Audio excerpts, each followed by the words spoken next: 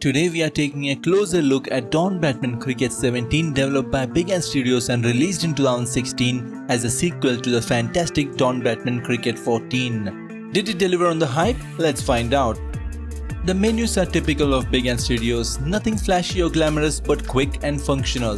Navigating through them is straightforward, allowing you to jump into the action without unnecessary delays. Unfortunately, the game lacks any official licenses, so you have to rely on the community to replace the generic teams.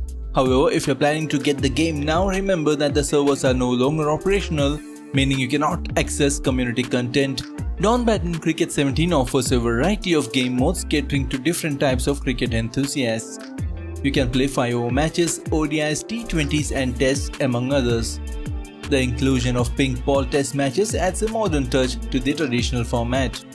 However, when it comes to the most important aspect, the gameplay, the game disappoints. The batting mechanics are particularly underwhelming. Many batting animations do not resemble real cricket and the shots feel mechanical with no real flow. The animations are sometimes worse than game released a decade prior. Unlike Don Bradman Cricket 14, which made batting a pleasure, DBC 17 makes it feel dull and boring. You can use the thumbsticks for foot placement and shot direction, with the shoulder buttons acting as modifiers.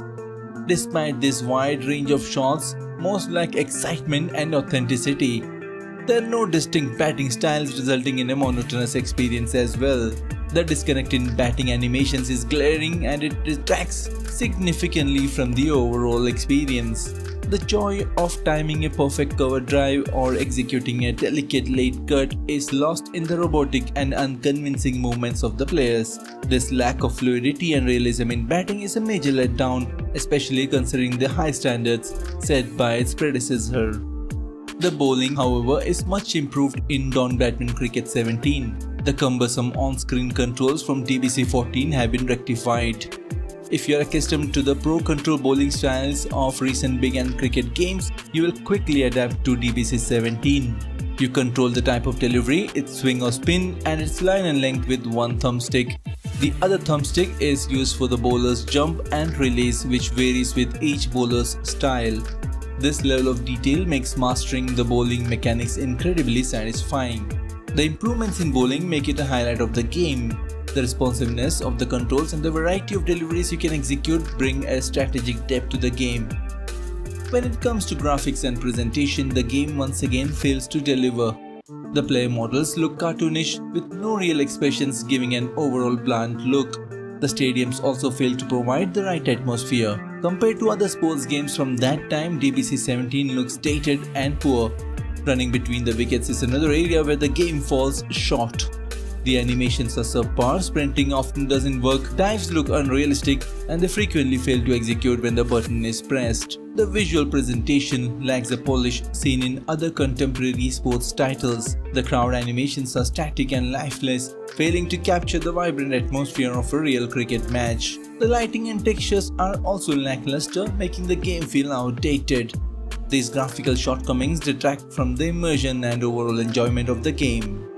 The game comes with a steep learning curve. Although the controls are intuitive, they require time and practice to master. New players might find this daunting, but the game offers a range of tutorials to help you get up to speed. Unfortunately, the actual gameplay doesn't match the quality of DBC 14. In conclusion, Big Ant Studios made a commendable effort to create a sequel to their impressive Don Bradman Cricket 14. However, the overall experience is less than satisfactory. The game lacks the polish of a good sports game, and aside from the excellent bowling mechanics, it becomes boring to play quickly. The shortcomings in batting and graphical presentation are particularly disappointing. For hardcore cricket fans, there is some value to be found, but casual players might find it hard to stay engaged. Leave your thoughts on Don Bradman Cricket 17 in the comments below. Until next time, goodbye and have a nice one.